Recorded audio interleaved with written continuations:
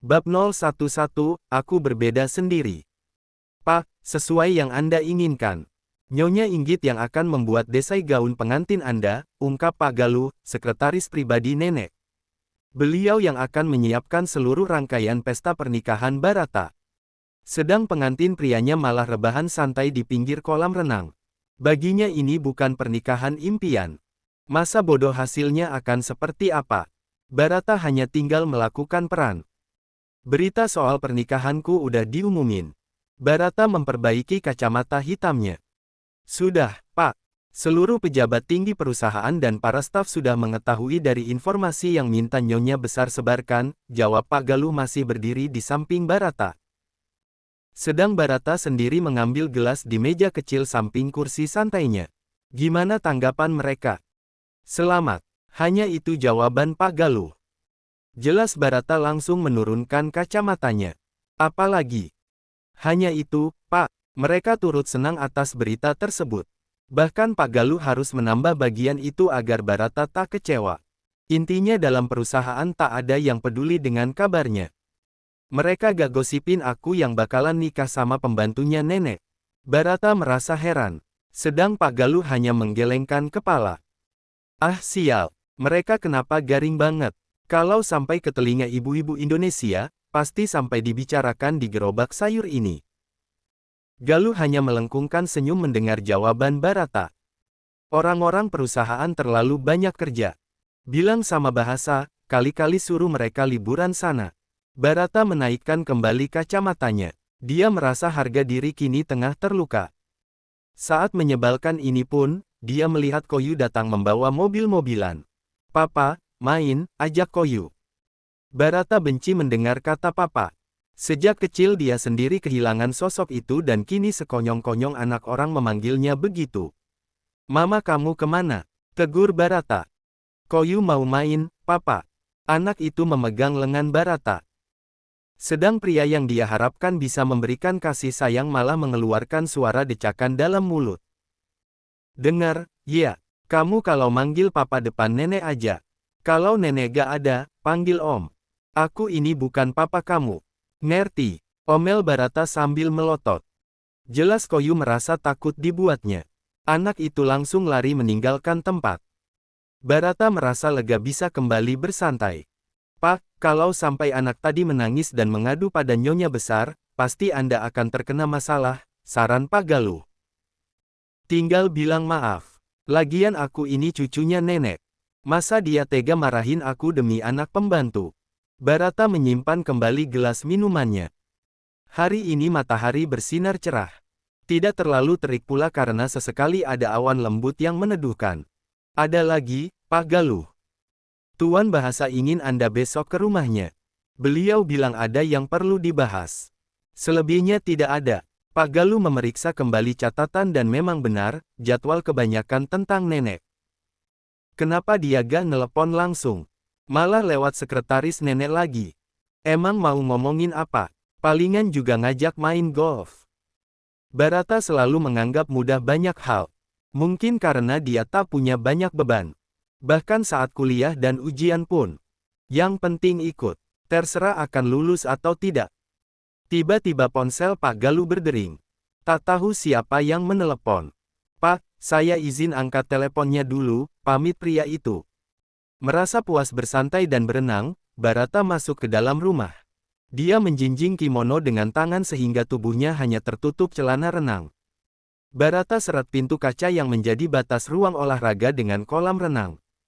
Dia sempat melepas sandal dan mengganti dengan sandal dalam ruangan. Nikmati hidup sebelum kamu disuruh kerja, Barata, batinnya. Dia sempat berbalik dan melihat Pak Galuh masih menelepon di pinggir kolam renang. Barata buka pintu ruang santai. Saat itu dia kaget mendengar seseorang beristighfar. Siapa lagi kalau bukan perawat kesayangan nenek yang nanti akan menjadi istrinya. Ngapain pakai kaget segala? Nanti kamu bakalan lihat lebih dari ini, goda Barata. Harusnya tahu di sini banyak perempuan, Anda menutup aurat. Dan itu bukan bahan candaan yang pantas. Omel Yami tanpa menatap Barata. Justru membuat pria itu semakin ingin menjahilinya. Aku bahkan gak malu mau buka celana. Emang kamu gak mau lihat? Aku turunin. Yami menjerit.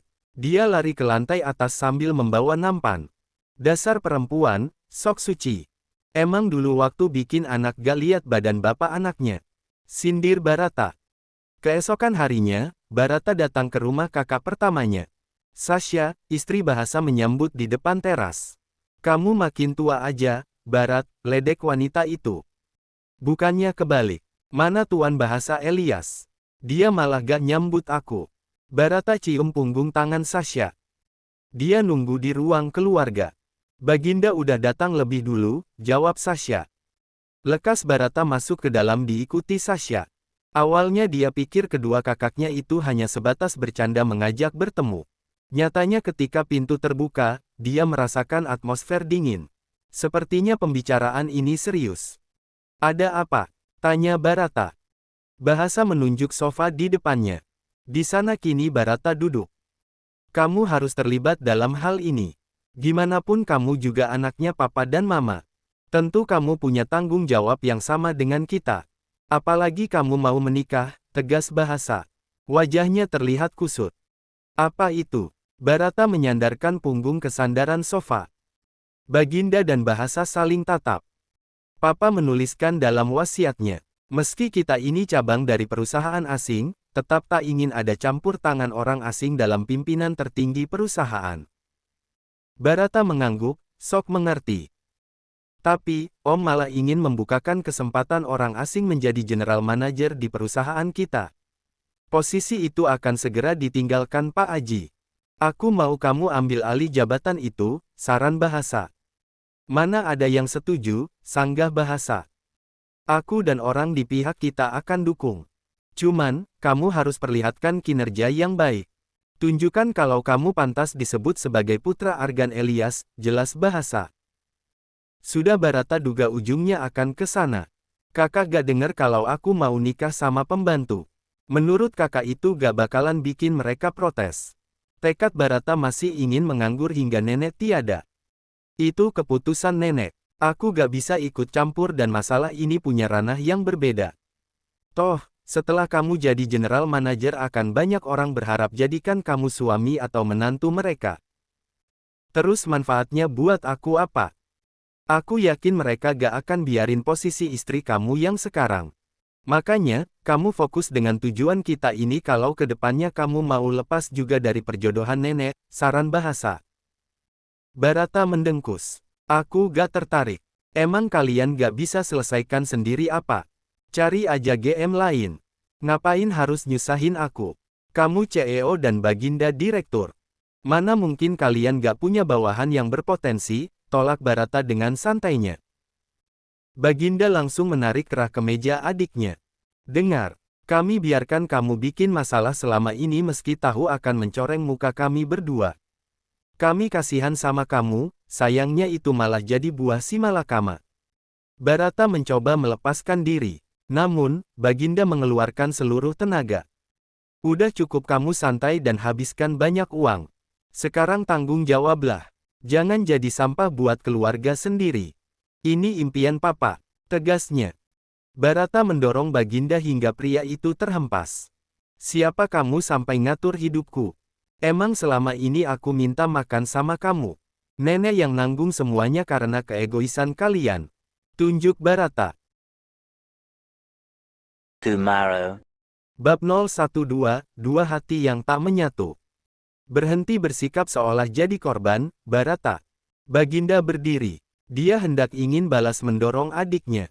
Bahasa untung lekas melerai dengan menjadi penengah di antara mereka berdua. Berhenti. Apa kalian gak malu? Apa jadinya kalau sampai orang lain tahu, bentak Bahasa. Barata dan Baginda masih saling tatap. Mereka kembali duduk hanya kini saling menjaga jarak.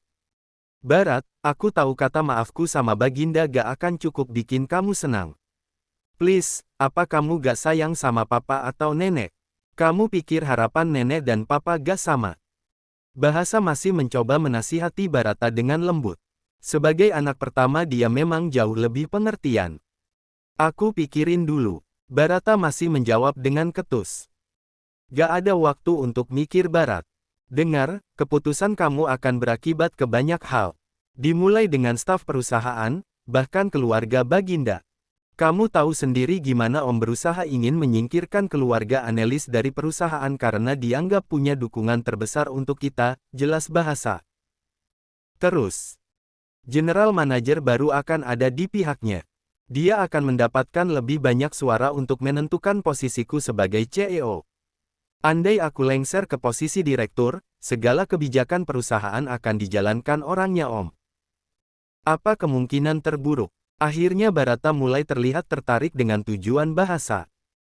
Keuntungan ke pihak mereka akan membuat pihak kita angkat kaki satu persatu, termasuk keluarga Annelies, jelas bahasa. Aku mau, jawab Barata. Meski kedua kakaknya tidak mengerti alasan tiba-tiba Barata menurut, mereka tetap merasa lega. Sama sekali tak ada pikiran curiga kalau alasan itu adalah Annelies. Aku tahu kamu gak akan biarin papa kecewa, Barat. Sekarang kamu siapkan diri. Aku akan buat skenario yang meyakinkan agar kamu bisa mendapatkan suara terbanyak di pemilihan nanti. Bahasa memeluk adik bungsunya dan menepuk punggung Barata. Ponsel Barata berdering. Pria itu melihat nama nenek muncul di layar. Nenek nelepon, ungkap Barata. Jangan ngomongin masalah ini ke nenek, aku gak mau dia down, tegas Barata. Dia langsung mengangkat panggilan itu. Nek, aku lagi di rumah bahasa. Mau ngomong sama dia, tawar Barata. Gak perlu, nenek gak mau ngerepotin orang sibuk. Sekarang yang penting kamu cepat pulang. Bu Inggit ingin nanyain soal desain baju pengantin. Dan satu lagi, beliin balon. Teganya kamu bikin Koyu sedih. Hibur dia, tegas nenek lalu mematikan panggilan. Apa nenek bilang? Tanya bahasa penasaran. Kalian keterlaluan. Nenek sampai dendam kesumat sama kalian. Aku pulang dulu, ada urusan. Nanti kita omongin lagi soal ini. Barata lekas meninggalkan rumah. Sekarang Barata akan semakin sibuk dan itu menyebalkan. Terbayang sudah, pekerjaan yang menumpuk, istri yang cerewet, seakan Tuhan sedang membalas dosa Barata di masa lalu. Sampai di rumah, Barata benar membawa balon. Terlihat Koyu duduk memeluk Yami. Anak itu ketakutan saat bertemu dengan Barata. Hei, jagoan. Aku beliin kamu ini. Maaf soal tadi, aku lagi sensi, ucap Barata. Tolong lain kali jangan bentak dia. Cukup dibilangin sekali, dia ngerti, pinta Yami. Matanya menatap tajam dengan wajah merah. Lagian kamu sendiri. Aku lagi santai malah biarin anak kamu nyamperin aku, protes Barata. Barat, bersikap yang baik sama calon istri dan anak kamu. Tegas nenek. Barata menghempas tubuhnya ke sofa samping Yami. Jelas Yami langsung menggeser. Bagaimanapun mereka bukan mahram. Ini ambil balonnya. Yang penting aku udah usaha minta maaf. Dengan kasar Yami ambil balon itu dan diberikan pada Koyu. Makasih, Om, ucap Koyu meski dengan suara serak abis menangis. Jadi setelah Barata pelototi, Koyu masuk ke kamar dan menangis sendirian di sana. Dia sama sekali tak mengadu hingga Yami harus memaksa putranya bercerita. Apakah Tuan dan Nona bisa langsung saya mintai saran? Pinta Bu Inggit. Silakan, Bu. Barata menarik lengan ke meja. Asisten Bu Inggit memperlihatkan album desain pakaian pengantin. Tuan muda dan Nona bisa pilih sesuai dengan keinginan. Ada request tambahan detail gaunnya juga tak apa, jelas Bu Inggit. Barata membuka-buka satu persatu halaman album. Dia melirik ke arah Yami yang terlihat kebingungan. Pilih aja acak. Gak usah banyak pikiran biar cepat selesai, bisik Barata hingga membuat Bu Inggit nyengir. Yami lebih terpaku dengan gaun yang memiliki kerudung panjang. Gimana kalau yang ini saja? Tanya Yami pada Barata. Ini, Bu. Ada lagi enggak? Tunjuk Barata dengan santainya. Paling tidak pilih 3-4 pakaian. Pertama untuk akad, buffet, dance dan fine dining, saran Bu Inggit. Tuh, 4 lagi. Sana pilih. Barata malah terus mengasongkan album di tangannya ke arah Yami. Padahal mereka punya album sendiri-sendiri. Hari demi hari Barata lalui dengan banyak energinya yang terbuang. Dia harus ikut rapat umum pemegang saham, diwawancarai, melihat contoh dekorasi sampai mencoba contoh hidangan pernikahan. Terakhir, saat Barata akhirnya diputuskan akan menjadi general manajer baru, pria itu merebah di atas tempat tidurnya menatap langit-langit. Punggungku rasanya remuk. Bahasa dan Baginda, kalian harus bayar semua ini. Mana minggu depan aku harus masuk kerja. Oke, ini demi Annelies. Tapi, kenapa harus aku menderita, sementara suami Annelies tetap aja Baginda? Rasanya Barata ingin memaki seluruh manusia di dunia. Dia menutup mata. Teringat tadi sore dia bertemu dengan Annelies. Wanita itu tersenyum dengan begitu manis dan mengucapkan rasa terima kasih. Rasanya senang. Gak apa, asal lihat Anne bahagia. Aku rela ngelakuin apapun buat dia. Senyum Barata terkembang. Dia usap pipi. Annelies mencubit gemas pipi itu sebelumnya. Barata memang sudah seperti tak waras setiap kali dia memikirkan Annelies. Hari demi hari berlalu. Undangan pernikahan dirinya dan Yami sudah selesai dicetak. Yami yang tak punya kerabat dekat dan hampir semua merantau tak tahu rimbanya, terpaksa menikah dengan didampingi wali hakim. Tentu persyaratan pernikahan pun agak berbeda. Barata hendak memberikan sebagian undangan pada Yami agar wanita itu mengirim untuk teman-temannya. Saat membuka pintu kamar Yami, dia melihat wanita itu tengah melakukan video call. Hanya dari suara, mereka semua sepertinya perempuan. Walau kamu gak punya rasa apapun sama dia, tetap dia suamimu. Kamu harus layani dia layaknya seorang istri. Mungkin sekarang semua terasa gelap. Berdoa setiap hari agar hati suamimu dibalikkan oleh Allah. Siapa tahu dia memang jodoh yang Allah kirim buat kamu, nasihat seseorang dalam telepon. Barata hanya bisa menguping, layar ponsel Yami tak terlihat.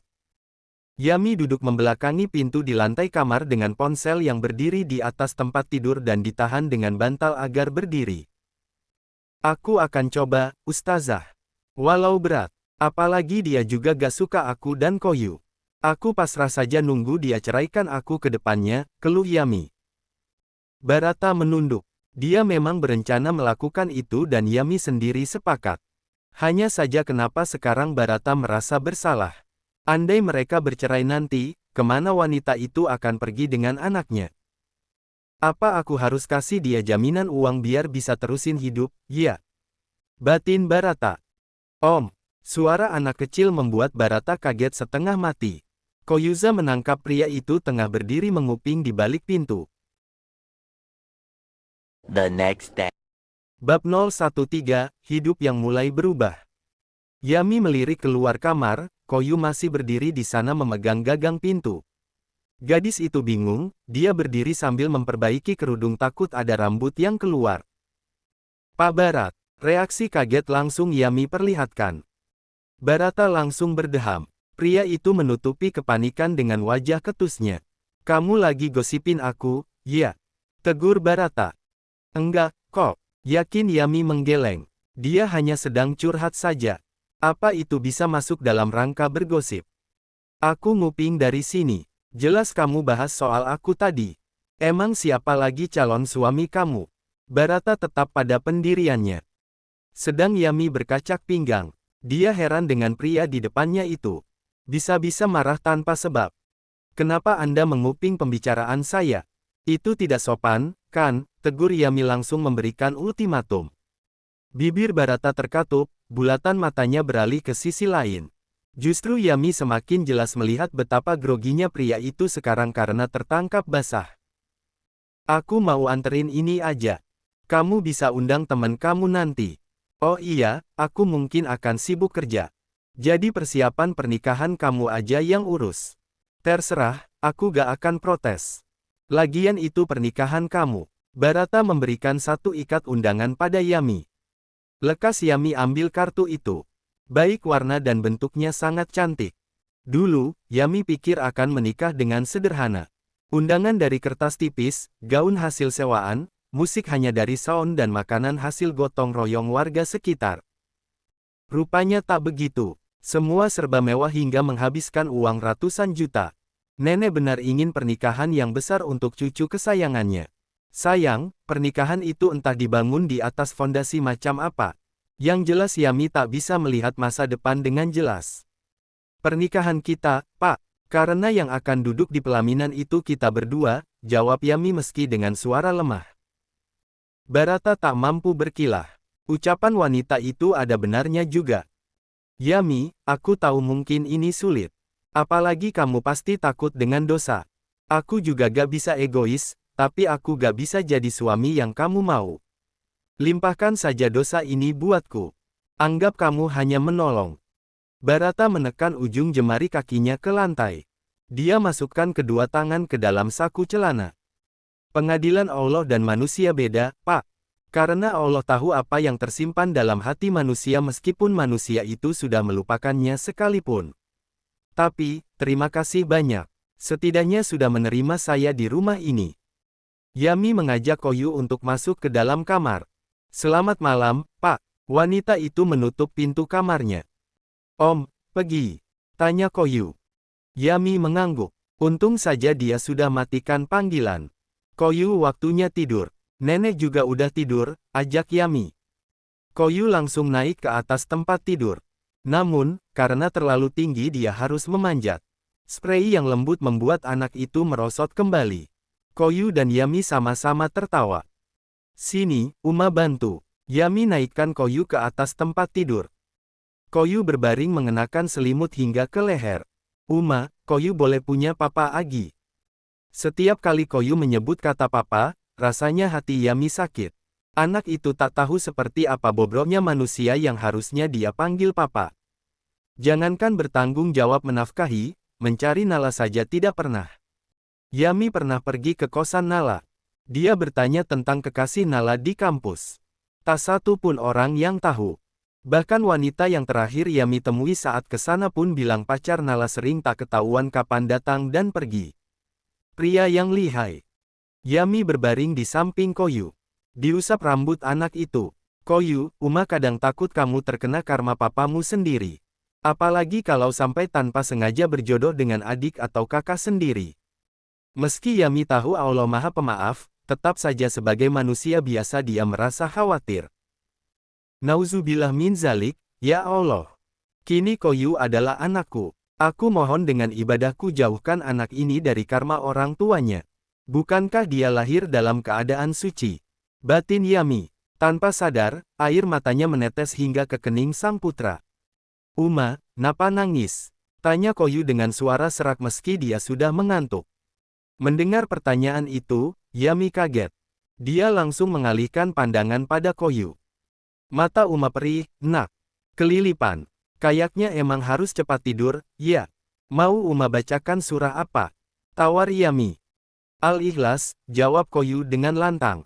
Tak lama, Yami langsung mengucapkan kalimat basmalah dan disusul bacaan surah Al-Ikhlas. Uma, dongeng Nabi, pinta Koyu yang tak lekas tidur bahkan setelah selesai Yami membaca surat. Nabi yang mana? Ya. Koyu tahu Nabi Sulaiman. Malam itu Koyu tertidur setelah setengah kisah yang Yami ceritakan. Yami pun menguap.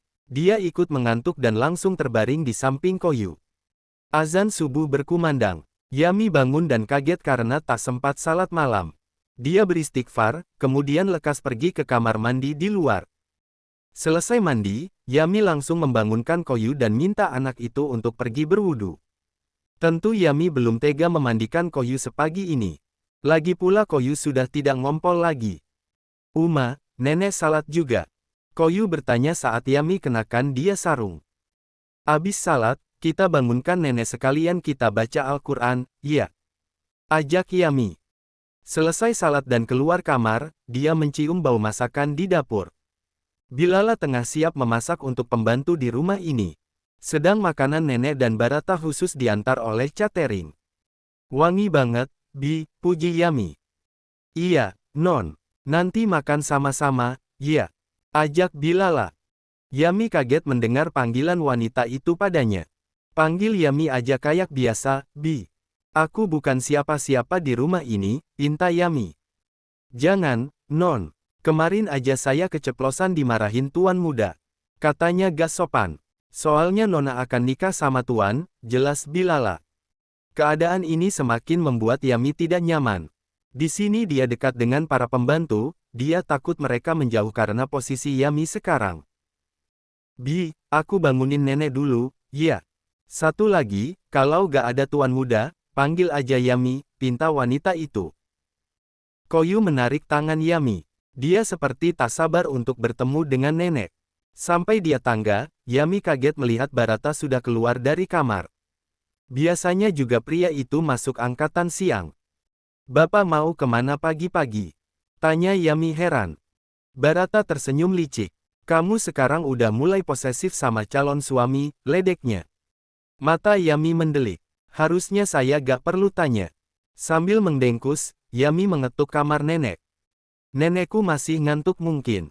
Jam segini udah dibangunin. Barata melipat kedua tangan di dada. Kalau gitu saya gak akan bangunkan. Tapi, kalau nanti nenek bangun dan marah akibat gak salat subuh, saya langsung nunjuk bapak, ya, ancam Yami. Barata langsung membuka pintu kamar nenek. Dia berjalan mendekati tempat tidur nenek dan lekas membangunkan wanita itu. Bab 014, Alasan untuk Bahagia. Barat, kamu udah bangun. Nenek tampak terkejut melihat Barata yang membangunkannya subuh ini.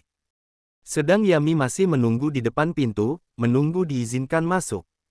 Melihat mata nenek berkaca-kaca, Barata merasa bangga. Iya, nenek bilang aku harus belajar salat, kan? Dimulai bangun paginya dulu. Dia nyengir kuda. Padahal semalaman Barata tak bisa tidur. Tadi malam dia berkirim pesan dengan Annelies. Katanya semalaman Baginda tidak pulang ke rumah dan membuat istrinya itu khawatir. Intinya semakin besar kecurigaan Annelies kalau Baginda punya affair dengan wanita lain. Sebagai adik yang tidak menyayangi kakak, tentu dia akan mendukung pernyataan Annelies. Andai Baginda benar selingkuh, mungkin rumah tangga mereka tidak akan baik-baik saja. Annelies akan berpisah dengan Baginda. Apa ada kesempatan Barata untuk maju? Kamu mikirin apa? Nenek membangunkan Barata dari lamunan. Pria itu menggeleng. Jangan cuman bangun pagi. Sekalian belajar salatnya. Coba hafalin dibantu sama Yami. Nenek juga gitu. Yami dulu guru ngaji, jadi dia tahu gimana cara ajarin bacaan salat dan Al-Quran. Barata melirik ke arah pintu. Dia memberi tanda agar Yami mendekat. Barulah gadis itu berjalan sambil menuntun Koyu. Nenek mau wudhu sekarang. Apa mandi dulu? Tawar Yami. Mandi dulu, Yami. Biar salat dalam keadaan bersih. Nenek menggeser selimutnya. Barata bantu menggendong nenek ke kursi roda dan mendorong hingga ke kamar mandi. Di sini jadi tugas Yami memandikan nenek. Sedang Barata menunggu di dalam kamar. Mata pria itu sempat melihat ke arah Koyu. Dia menyipitkan mata. Pantas nenek sayang banget sama anak ini. Beneran mirip aku waktu kecil, batin Barata. Kaki Koyu bergerak-gerak ke sisi kanan dan kiri. Anak itu duduk di sofa. Tangannya bertepuk berkali-kali. Tak jelas menyanyi apa, tapi cukup membuat Barata ingin tertawa. Hei, kamu udah salat. Tegur pria itu. Koyu melihat ke berbagai sisi. Barata pikir sepertinya Koyu takut bukan dia yang ditanya. Iya, kamu bocah. Bangun pagi gini mau kemana? Udah salat. Mau aji mauma, jawab Koyu. Dipeluk peci di tangannya. Jadi kamu manggil Yami pakai sebutan Uma. Itu artinya apa? Baru pertama kali Barata mendengar sebutan itu. Mama, jawab Koyu. Barata mengangkat sebelah kaki ke atas kaki lainnya. Kamu pernah ketemu sama papa? Kamu manggil papa apa? Jelas wajah Koyu langsung berubah sedih. Dia hanya menggelengkan kepala. Barata jadi merasa bersalah. Gak apa, aku juga gak punya. Papaku udah meninggal waktu aku kecil. Oke, kamu boleh manggil aku papa. Tapi, kalau di luar rumah gak boleh. Ngerti? Barulah mata Koyu terlihat bersinar lagi. Koyu turun dari sofa. Dia menghampiri Barata. Tangan anak itu mengulur, memberikan 2 buah permen. Ini enak, Pak. Barata terkekeh. Aku tahu ini permen susu. Waktu aku kecil dulu, papaku sering belikan ini. Ini buatku. Tanya Barata. Koyu mengangguk. Saat Barata mengambil permen itu, jelas Koyu terlihat senang hingga bibirnya melengkung. Barata membuka kemasan dan memakan isinya. Begitu permen terasa manis di mulut, seluruh kenangan kembali hadir dalam angan Barata, tentang ibu dan ayahnya. Makasih banyak, ucap Barata mengusap rambut Koyu dengan lembut. Nenek keluar dari walk-in closet. Dia mengajak Barata untuk salat. Pria itu akhirnya mau meski harus diberikan contoh oleh Koyu. Memalukan memang sampai dia mengancam agar Yami tidak memberitahukan pada siapapun. Harga diriku bisa hancur kalau orang tahu aku salat, tegas Barata saat dia dan Yami keluar dari kamar nenek. Yami hendak membawa sarapan nenek yang diantarkan mobil catering. Pak, harusnya kita ini malu kalau enggak salat. Yami perlahan berjalan turun dari tangga. Salat itu gak keren. Kebanyakan saat bergaul, teman-teman Barata akan saling ledek jika mereka rajin beribadah. Seakan ibadah itu aib dan percaya pada Tuhan itu artinya lemah. Itulah penyebab Barata semakin jauh dari Allah. Yami menggerak-gerakkan bibirnya. Lalu yang keren seperti apa? Pertanyaan itu cukup menohok hingga Barata harus memilih hal keren yang dia maksud agar bisa membungkam mulut Yami.